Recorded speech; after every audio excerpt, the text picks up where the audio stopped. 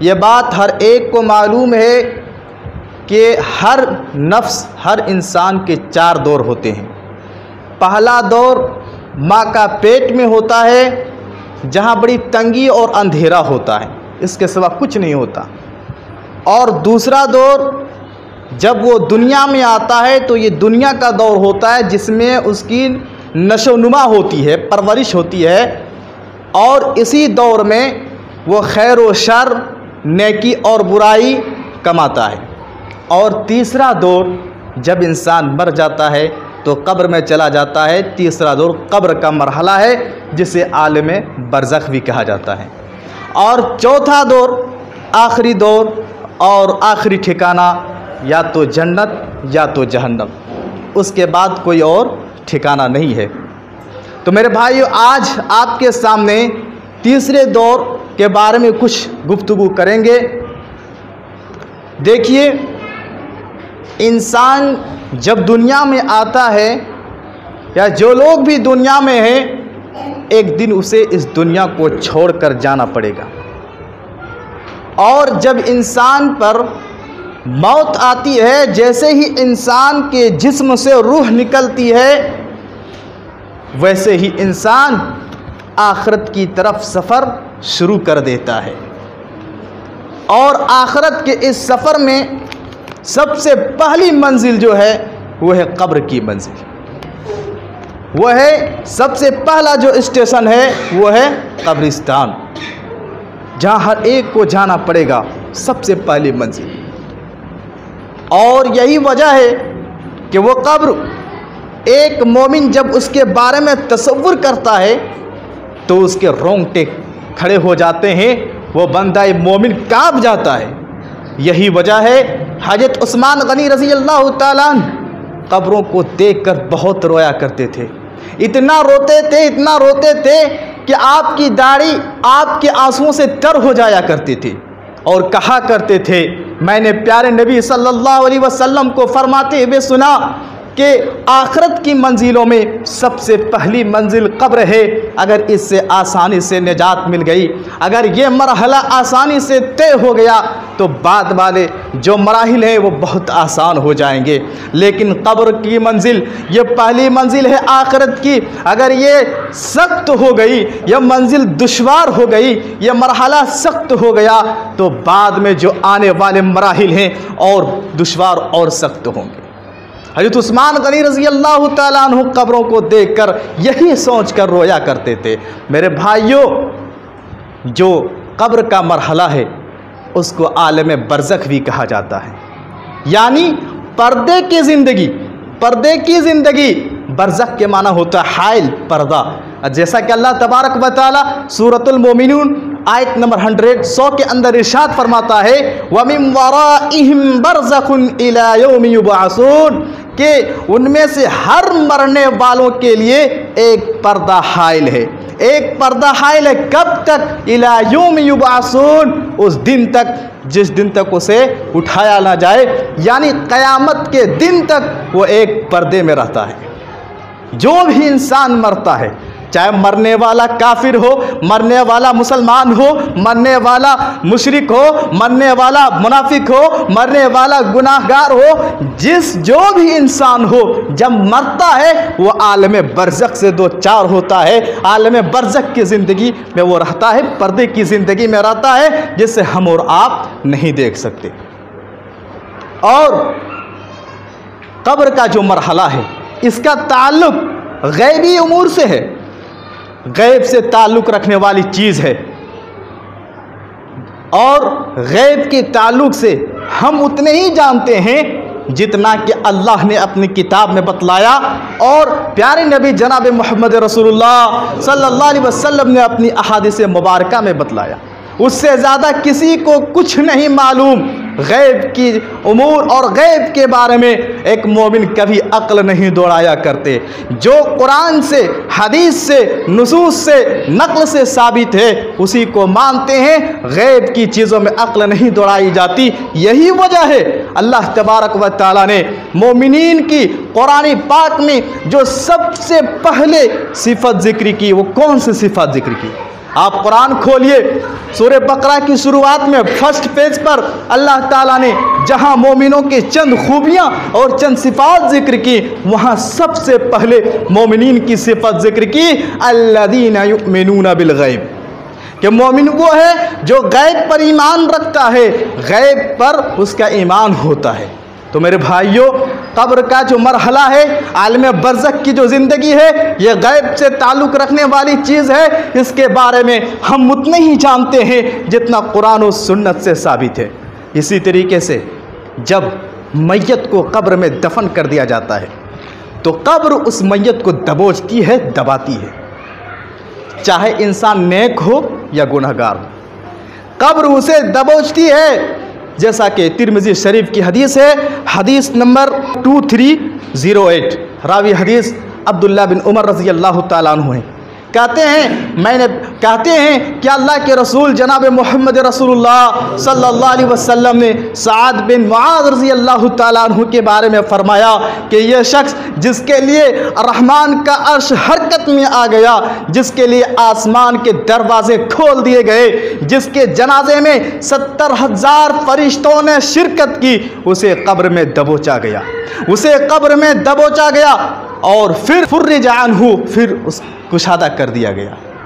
دوسری روایتوں میں آپ نے فرمایا کہ ہر میت کو قبر دبوچتی ہے، اگر اس سے کوئی محفوظ ہو سکتا تھا، اگر اس سے کوئی بچ سکتا تھا تو سعد بن معاذ رضی اللہ تعالیٰ عنہ تھے۔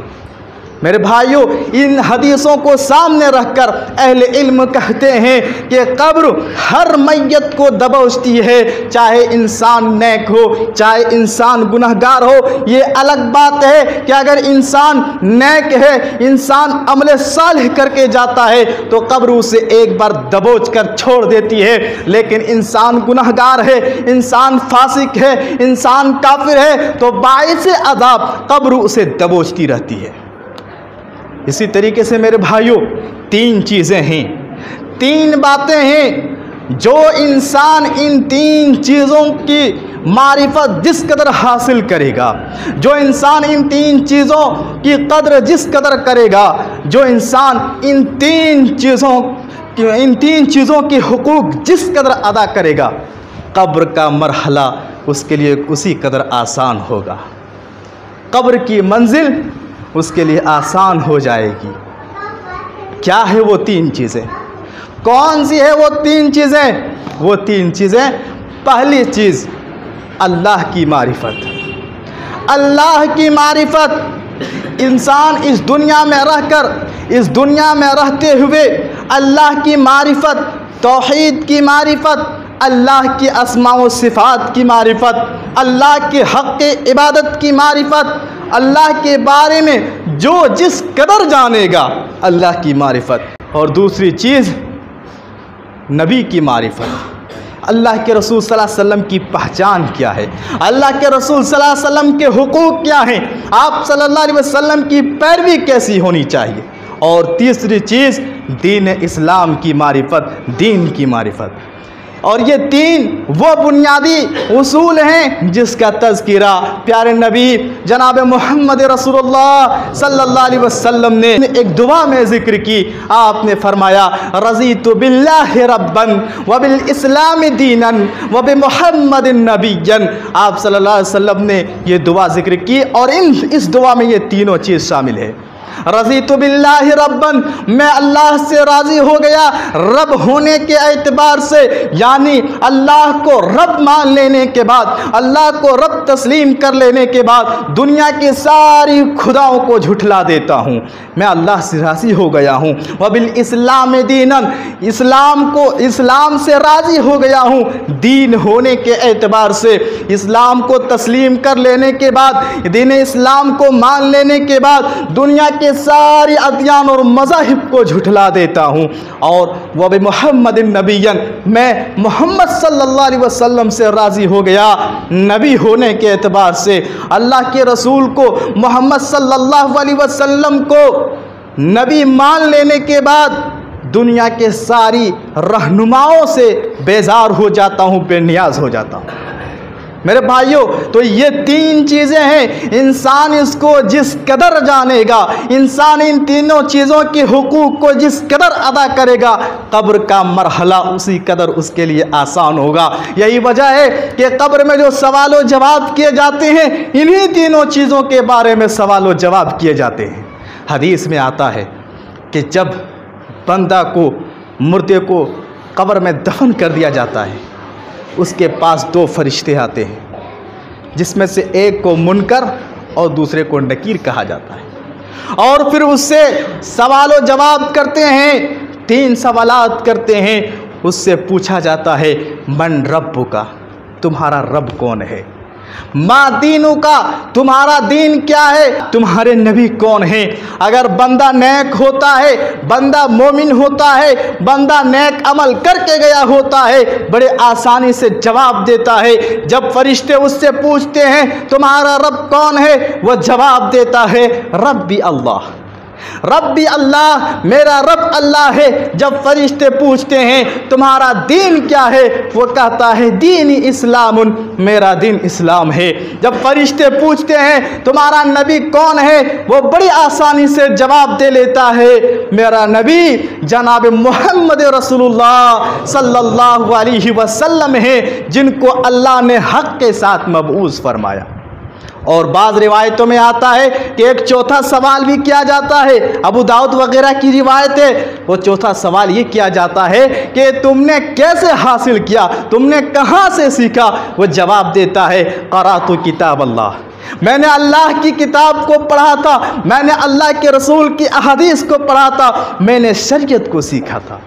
تو میرے بھائیوں، کہنے کا مطلب یہ ہے کہ بندہ مومن ہوتا ہے، بندہ نیک اعمال کر کے گیا ہوتا ہے، تو قبر کے سوال و جوابات میں بڑی آسانی اس کے لیے ہو جاتی ہے۔ اور جب جواب دے لیتے ہیں تو آسمان سے آواز آتی ہے، آسمان سے ندا آتی ہے کہ اس بندہ مومن کو جنت کا لباس پہنا دو، اس بندہ مومن کے لیے جنت کا فرش بچھا دو، اس بندہ مومن کے لیے جنت کی کھڑکیاں کھول دو۔ چنانچہ اس انسان کے لیے، اس بندے مومن کے لیے جنت کا فرش بچھا دیا جاتا ہے، جنت کا لباس عطا کیا جاتا ہے، جنت کی کھڑکیاں کھول دی جاتی ہے، وہاں کی خوشبودار ہوا آتی رہتی ہے۔ اور بندہ اگر کافر ہو، فاسق ہو، فاجر ہو، گناہگار ہو، منافق ہو، تو وہ ہر سوال کے جواب میں کیا کہتا ہے؟ اس سے بھی سوالات کیے جاتے ہیں۔ جب اس سے پوچھا جاتا ہے من ربک، تمہارا رب کون ہے، وہ جواب دیتا ہے ہاں ہاں لا ادری، ہے افسوس میں نہیں جانتا۔ دوسرا سوال جب اس سے پوچھا جاتا ہے تمہارا دین کیا ہے، تو یہی جواب دیتا ہے افسوس میں نہیں جانتا۔ تیسرا سوال بھی جب اس سے پوچھا جاتا ہے تو یہی جواب دیتا ہے ہاں ہاں لا ادری، ہے افسوس میں نہیں جانتا، ہے افسوس میں نہیں جانتا۔ آسمان سے آواز آتی ہے اس گنہگار بندے کے لیے جہنم کا لباس عطا کرو، انہیں جہنم کا لباس پہناؤ، اس کے لیے جہنم کا بستر بچھا دو اور جہنم کی کھڑکیاں کھول دو۔ چنانچہ ایسے ہی ہوتا ہے اس کافر اور فاسق گنہگار بندے کے لیے جہنم کی بستر بچھا دی جاتی ہے اور جہنم کا لباس پہنایا جاتا ہے، جہنم کی کھڑکیاں کھول دی جاتی ہے، وہاں کی گرم گرم ہوا آتی رہتی ہے۔ اللہ اکبر! ذرا تصور کرو میرے بھائیوں، کیا ہم ان سوال و جواب میں کامیاب ہو جائیں گے؟ ہم نے کتنا رب کی معرفت حاصل کی، ہم نے کتنا نبی کی معرفت حاصل کی، ہم نے کتنا دین اسلام کو سیکھا اور کتنا عمل کیا۔ جو ان تین چیزوں پر جتنا عمل کرے گا اسی قدر اس کے لیے قبر میں آسان ہوگا۔ اسی طریقے سے قبر میں عذاب ہوتا ہے، عذاب قبر برحق ہے، اس کو کوئی جھٹلا نہیں سکتا۔ اور جیسا کہ میں نے شروع میں کہا کہ ایک مومن کا اس پر ایمان ہوتا ہے غیب پر، اور اس میں عقل نہیں دوڑاتے، جو قرآن اور حدیث سے ثابت ہے اس پر ایمان رکھتے ہیں۔ تو قبر میں عذاب ہوتا ہے، اگر بندہ نیک اور مومن ہے تو جنت کی نعمتیں عطا کی جاتی ہے، اور اگر بندہ کافر، فاسق اور گناہگار ہے تو اسے قبر میں عذاب کا مزہ چکھایا جاتا ہے۔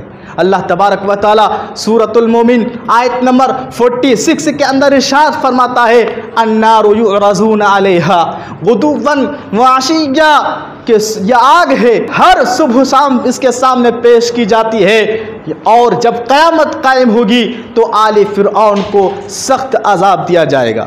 یہ آیت کریمہ ہے میرے بھائیوں۔ اس آیت کریمہ میں دو عذابوں کا ذکر ہے، پہلا عذاب قیامت سے پہلے کا اور دوسرا عذاب قیامت کے بعد کا۔ اس آیت میں جو قیامت سے پہلے کا عذاب ہے اس سے مراد مفسرین کرام کہتے ہیں کہ قبر کا عذاب ہے، عالم برزخ کا عذاب ہے، جیسا کہ حافظ ابن کثیر رحمہ اللہ اس آیت کے تفسیر کرتے ہوئے کہتے ہیں ھذہ الآیۃ اصل کبیر، یہ آیت بہت بڑی دلیل ہے اس بات کی کہ قبر میں عذاب دیا جاتا ہے، عذاب قبر برحق ہے، ہم اس کا انکار نہیں کر سکتے، اگرچہ ہمارے اور آپ کے ذہن میں وہ بات نہ آئے، ہم اس کے تصور نہیں کر سکتے، لیکن جیسے اللہ نے کہا، جیسے رسول نے کہا، ہم ویسے مانتے ہیں، ہم عقل اس میں نہیں دوڑاتے۔ اس آیت سے معلوم ہوا عذاب قبر برحق ہے۔ آئیے ایک اور دو حدیث دیکھتے ہیں۔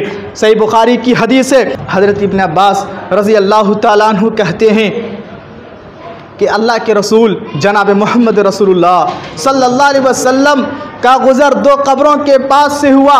آپ نے فرمایا انہما لا یعذبان وما یعذبان فی کبیر وانہ لکبیر۔ آپ نے فرمایا ان دو قبروں میں جو ہیں، ان دونوں قبروں والوں کو قبر میں عذاب دیا جا رہا ہے، اور ان دونوں کے خیال کے مطابق یہ بہت بڑا گناہ نہیں تھا، وانہ لکبیر۔ پیارے نبی کہتے ہیں حالانکہ یہ بہت بڑا گناہ تھا، یہ بہت بڑا گناہ تھا جس کو یہ چھوٹا سمجھ کر کیا کرتے تھے۔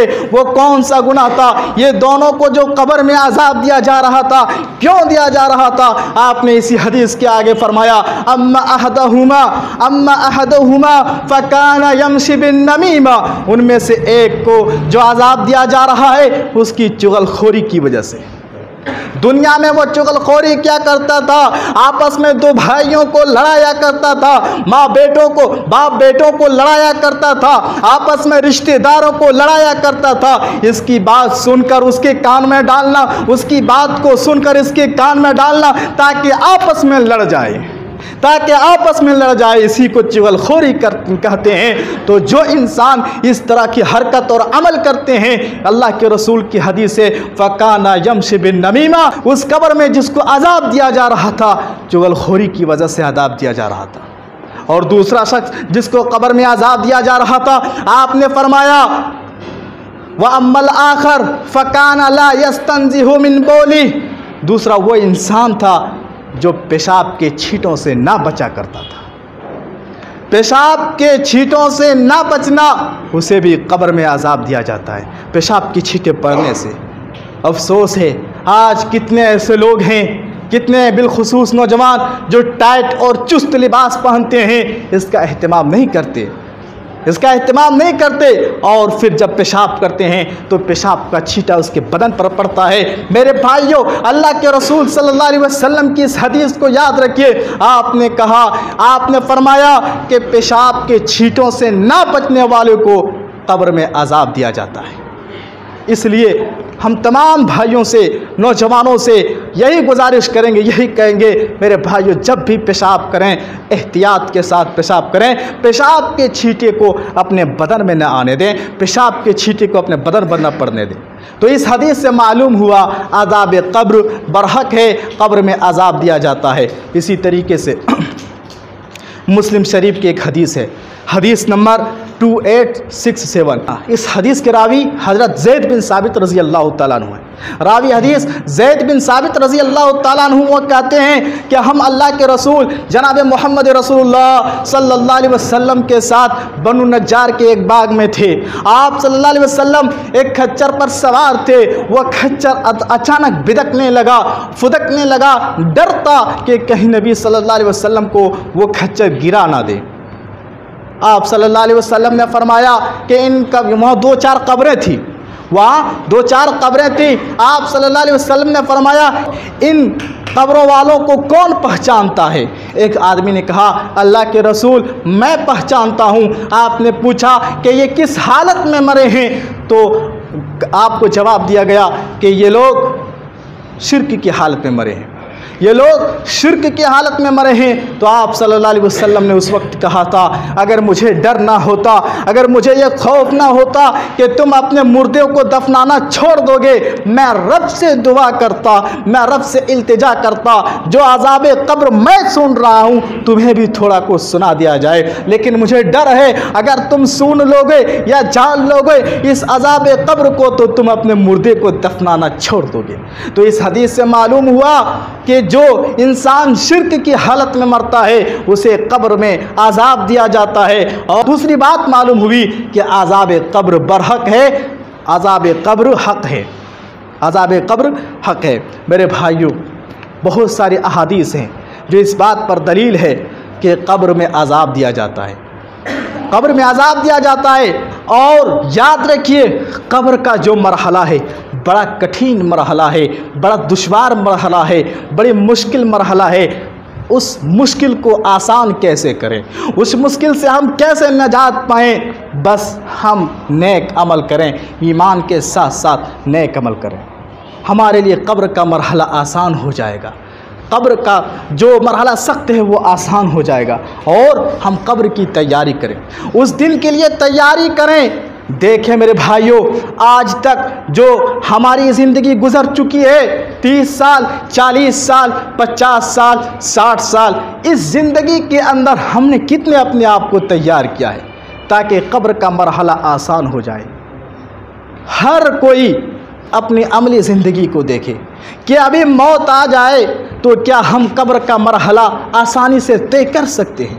ہر کوئی دیکھے کہ ہم نے کتنے نیکیاں کی ہیں، کتنے نیک اعمال کیے ہیں کہ جس کی بدولت ہمارے لیے قبر کا مرحلہ آسان ہو جائے. اور پیارے نبی جناب محمد رسول اللہ صلی اللہ علیہ وسلم لوگوں کو ابھارا کرتے تھے کہ اس دن کے لیے تیاری کر لو. جیسا کہ حضرت براء بن عازب رضی اللہ تعالیٰ عنہ کہتے ہیں کہ پیارے نبی صلی اللہ علیہ وسلم کے ساتھ ہم ایک جنازے میں تھے اور ابھی قبر کی کھدائی جاری تھی، ابھی قبر کھودی نہیں گئی تھی. آپ صلی اللہ علیہ وسلم کنارے بیٹھ گئے، آپ کے ہاتھ میں ایک چھڑی تھی، آپ کے ہاتھ میں ایک چھڑی تھی، آپ زمین کو کورید رہے تھے، آپ کے ارد گرد آپ کے اصحاب بیٹھے تھے، آپ کے ساتھی بیٹھے تھے، آپ صلی اللہ علیہ وسلم روتے جا رہے تھے. اور تمام صحابہ کرام سے مخاطب ہو کر آپ نے فرمایا یا اخوانی لمثل ھذا فاعدوا، اے میرے بھائیوں، اے میرے دوستوں، اے میرے صحابہ، اے میرے ساتھیوں،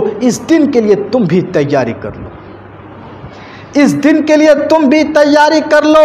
یہاں آنا برحق ہے. ہم کتنا بھی انکار کر لیں، ہم کتنی بھی کوشش کر لیں کہ ہم قبر میں نہ آئیں، میرے بھائیوں موت آتی ہی ہم عالم برزخ میں چلے جائیں گے. اور ہر وہ چیز جو اللہ کے رسول نے بتلایا مرنے کے بعد ہوگی وہ ہمارے ساتھ ہونے والا ہے. یہ ہمارا ایمان ہے، یہ ہمارا عقیدہ ہے میرے بھائیوں. یہی اس لیے میرے بھائیوں ہم اس دن کے لیے تیاری کریں، ہم اس دن کے لیے تیاری کریں. ابھی ہمارے پاس ٹائم ہے، ہمارے پاس موقع ہے، ہمارے پاس زندگی ہے، ہم اس دن کے لیے تیاری کر سکتے ہیں. قبرستان بھی جایا کریں، وہاں جانے سے ہمارے اندر ایک ہیبت پیدا ہوگی، ایک احساس پیدا ہوگا کہ جس طرح آج ہمارے آبا و اجداد ان قبروں میں مدفون ہیں ہم بھی ایک دن اس طرح دفن کر دیے جائیں گے.